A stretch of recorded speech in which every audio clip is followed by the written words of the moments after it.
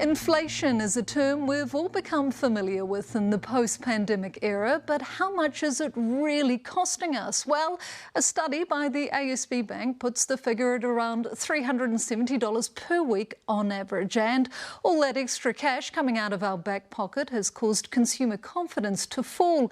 Our reporter Zane Small went to check out the mood on the streets.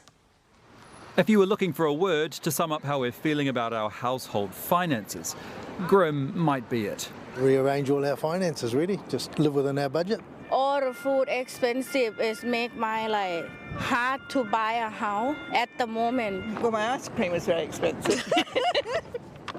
$18 for 2 ice creams. I can remember. Really? Yeah, I can remember when it used to be 2.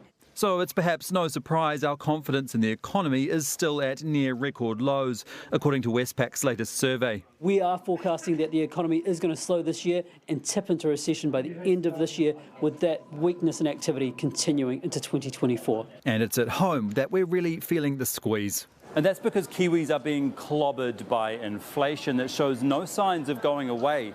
ASB analysis suggests that higher consumer prices and debt servicing costs could add an extra $150 a week on average to households this year. In 2021, average weekly household expenses rose by $80 a week. They went up $140 last year.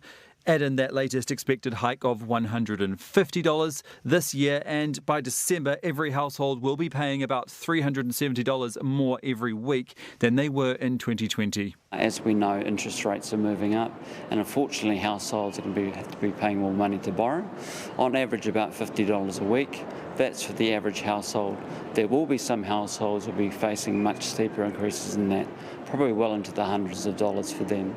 Importantly, a lot of the pressure for households' finances still lies ahead of them, as many households face refixing their mortgages at much higher rates. Grim, all right, and it seems we'll have to grin and bear it for some time.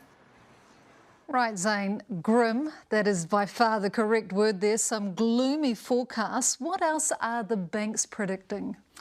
Well, Amanda, I hate to be the bearer of bad news, but ASB Bank does expect the Reserve Bank to lift the official cash rate 2 more times in April and in May.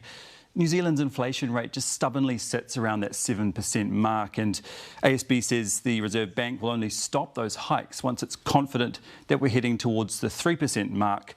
But unfortunately, they just don't see that happening until well into 2024.